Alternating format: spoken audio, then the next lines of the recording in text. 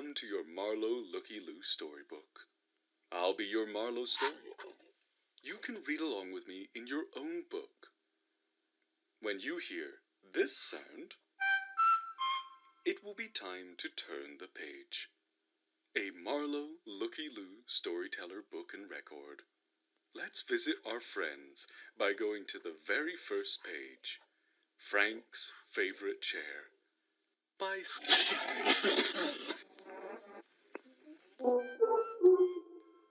What a beautiful day in home, isn't it, neighbor?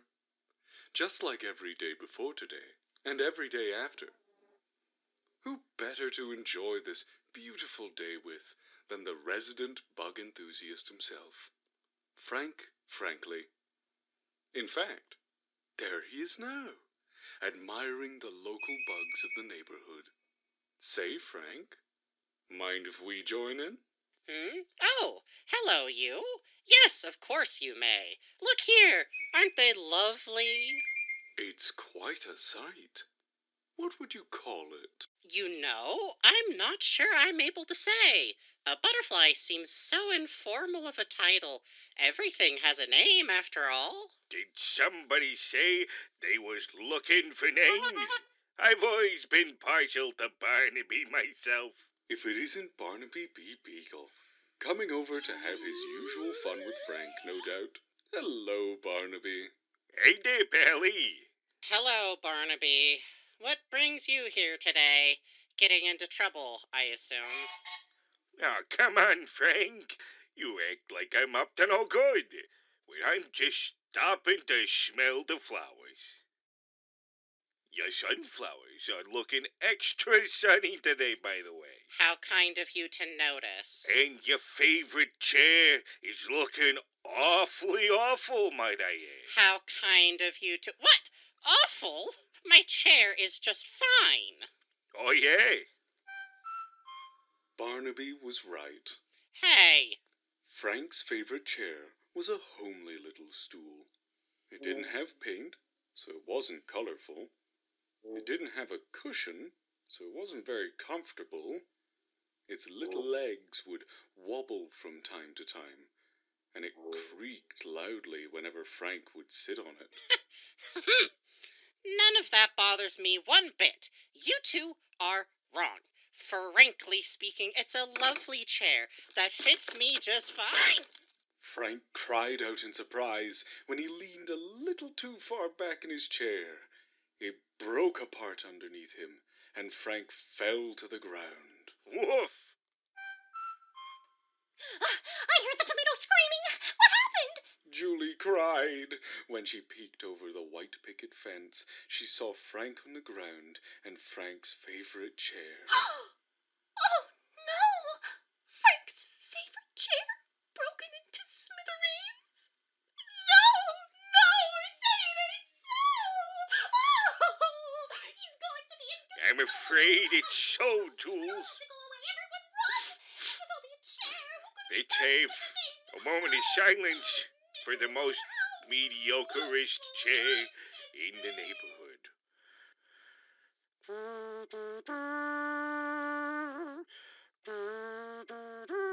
Mediocre? My chair is perfectly fine. Or it was perfect. Until you showed up. You... Whoa, hey, whoa!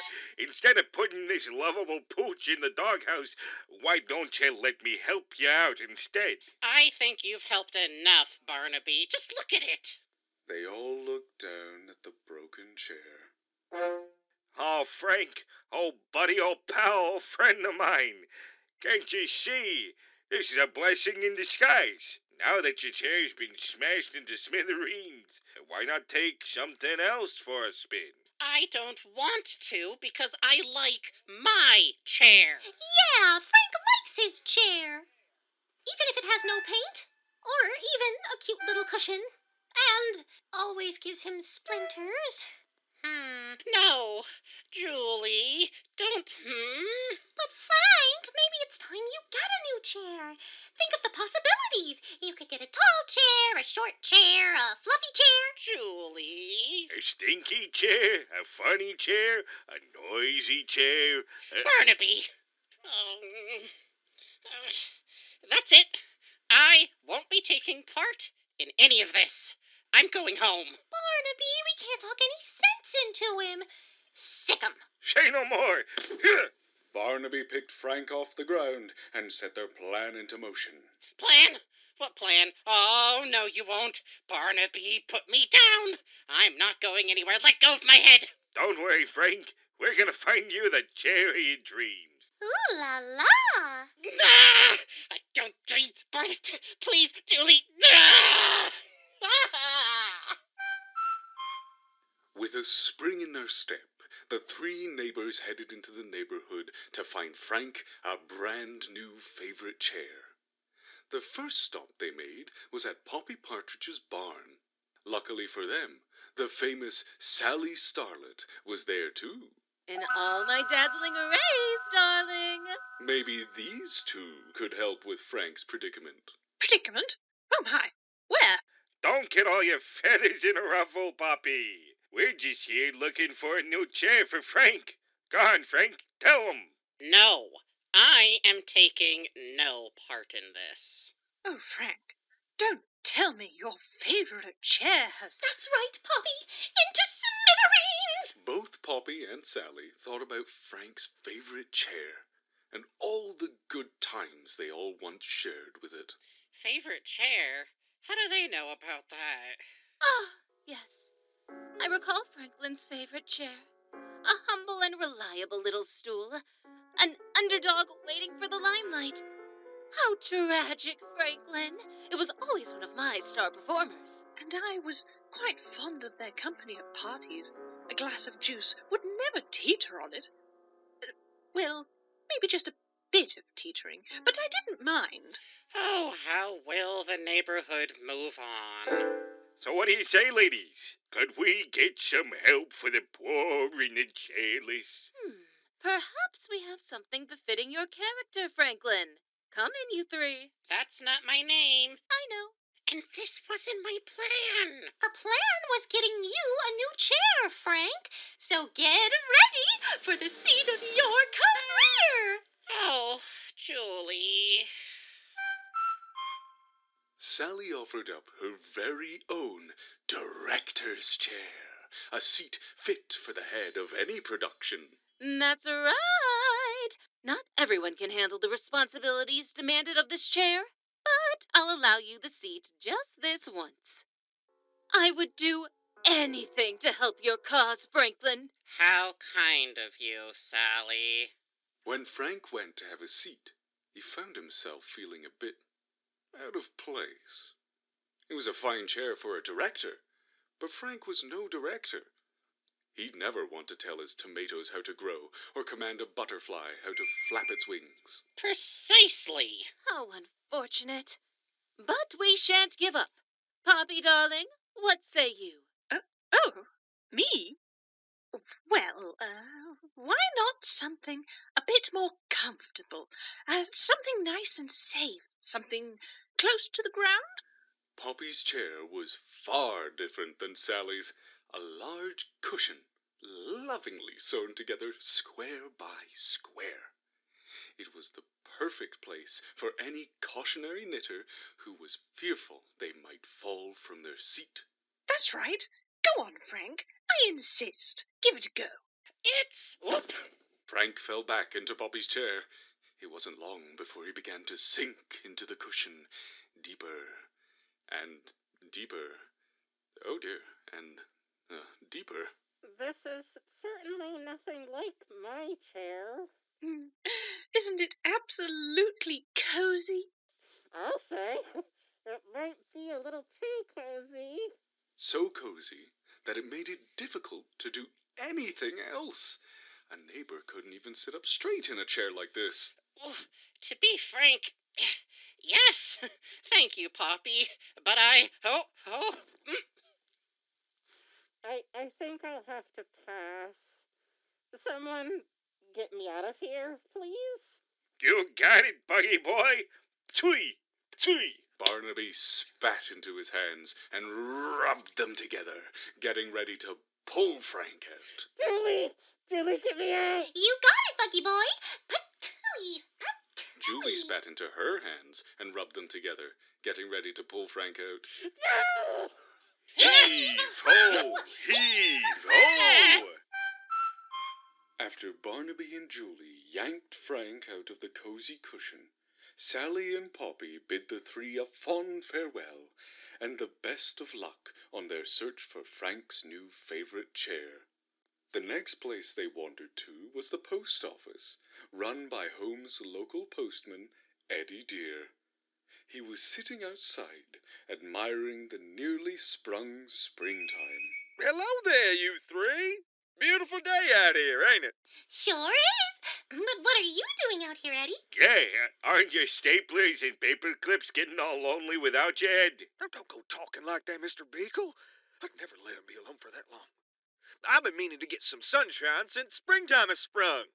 I thought it was the perfect weather to enjoy my stamp collection.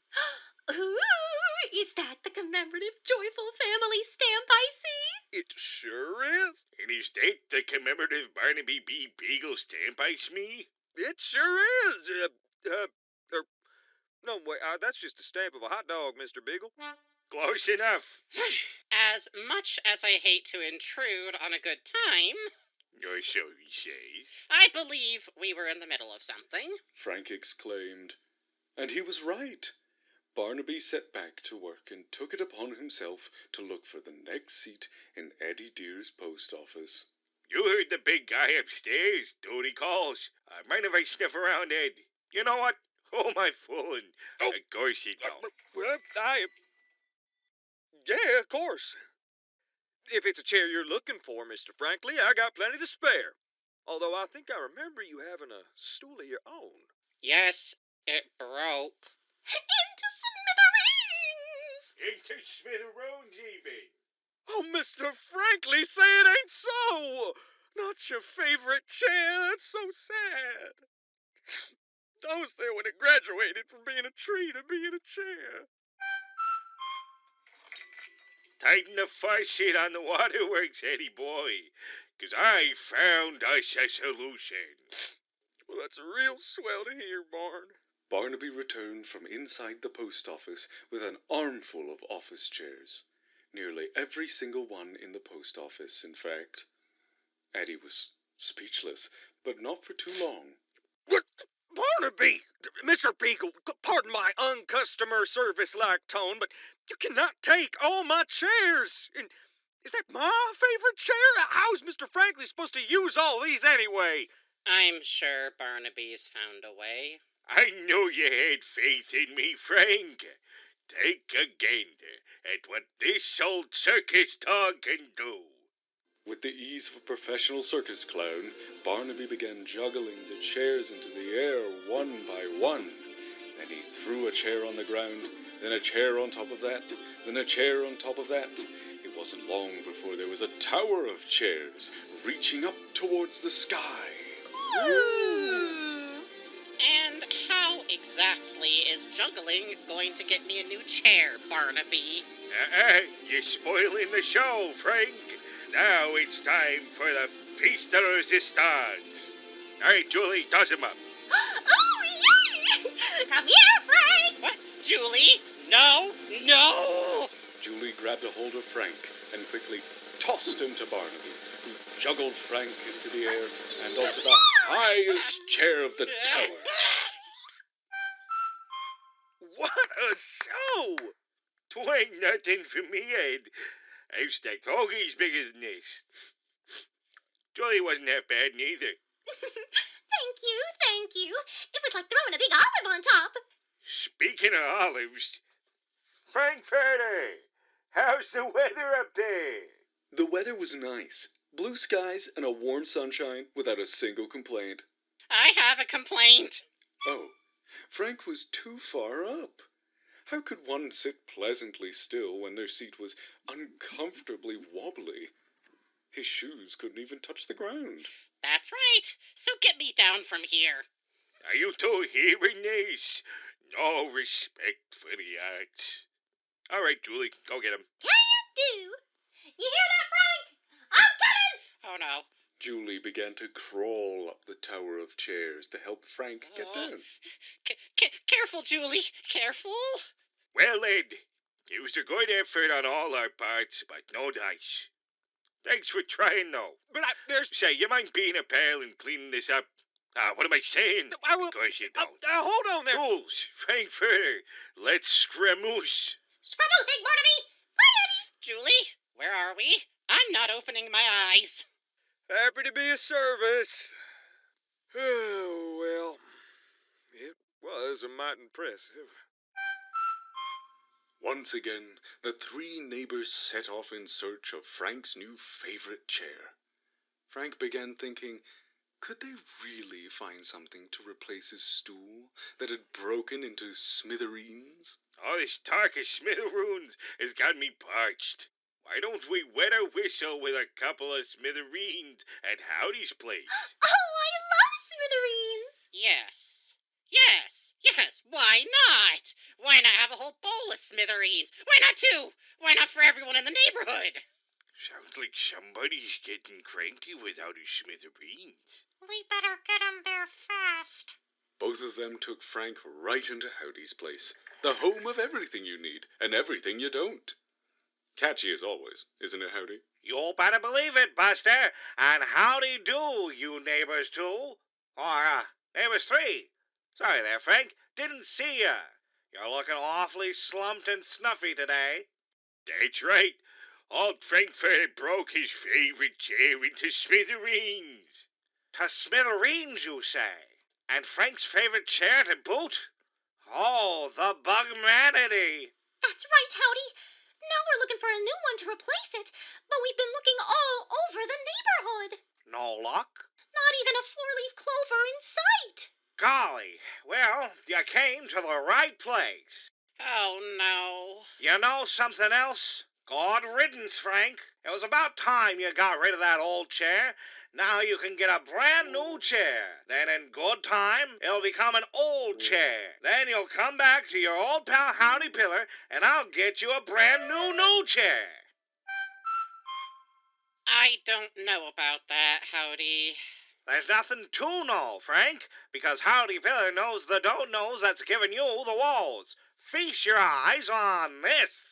Howdy turned Frank's head and gave it a spin in the direction of the nicest chair this side of the neighborhood.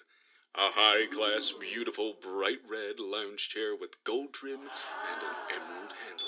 And a cup holder. Don't forget the cup holder. She's even got reclining functionality. Go on, Frank, have a seat on the house. Frank sat in the chair and admired all it had to offer. The red cushioned seats were perfectly plush, the gold trim was undeniably fancy, and the emerald recliner handle shined. Oh, my blossoms, Frank! She's the most luxurious chair in this whole wide neighborhood. But it's not. Julie was right. It was the most luxurious chair in the neighborhood. But it's not my chair. It's not me. Julie, Barnaby, Howdy. It was all very nice of you to replace my chair, but I need to go home right now.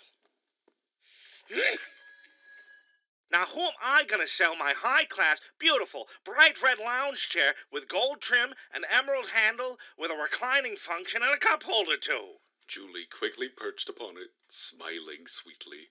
I'll take it. Wrap it up nice for me, won't you, Howdy? Barnaby, pay the caterpillar. Yeah, Bon. Pay the caterpillar. All right. Hold your antennas. So as I walk into a bar, the bartender says he'll buy me a drink if I juggle a few bottles for him. When I tell him no, he says, "What are you, chicken?" And I tells him, "No, you're thinking of my mother." Your mother? Yep. She's the chicken who crossed the road. To get to the other side? Nah, to go to the bar. Oh? Oh!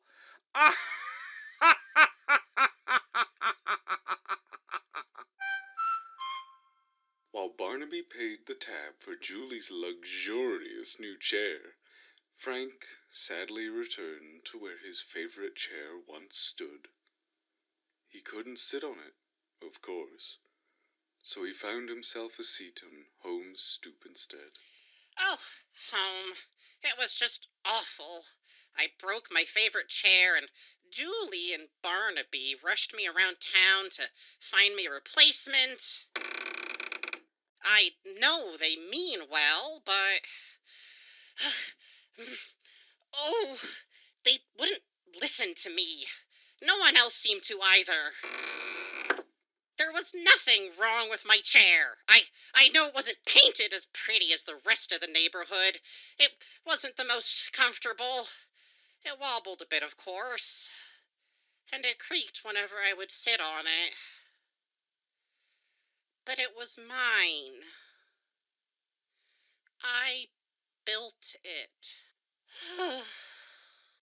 But I don't know what to do now.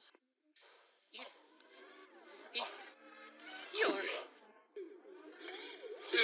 right. I did build that chair myself, so I can rebuild it the way I like it.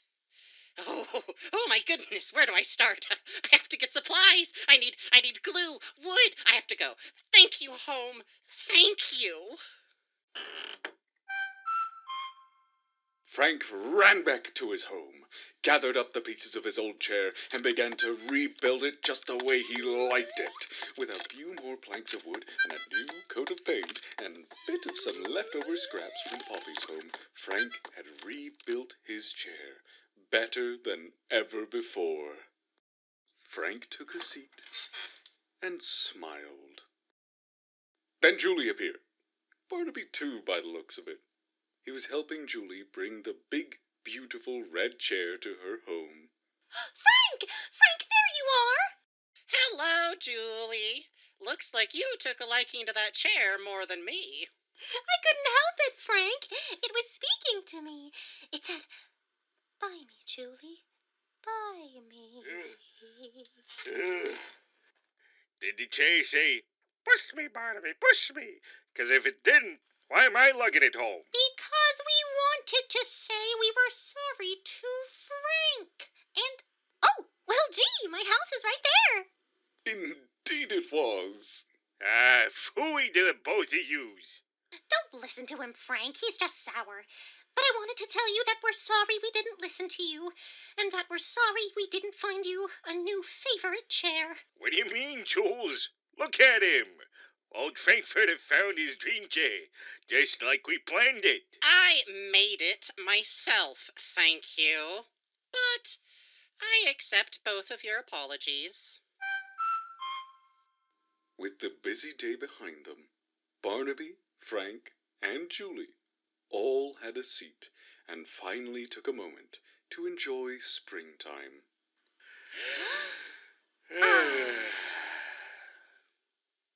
Huh. That chair ain't half bad, Frank. Got room for one more?